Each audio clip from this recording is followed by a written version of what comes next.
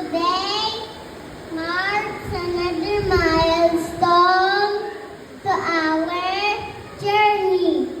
Let's start by recognizing the people who made today possible.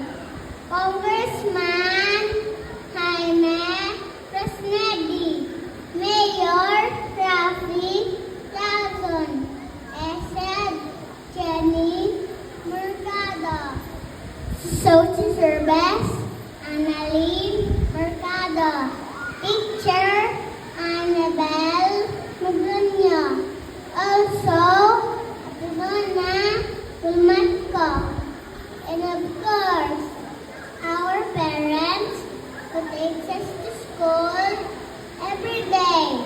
My time with my classmates has been fun. We shared laughter and quality time together. Every day at the daycare center is a challenge, but also learning. I know you're now ready to take the next step.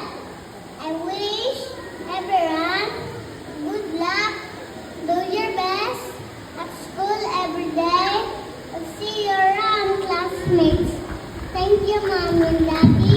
Thank you, Teacher Rami. Thank you, Honey Leland. Wow! Thank you, Jaden Magabo from Pre-K2. Ang galing naman. Palakpakan po ulit natin.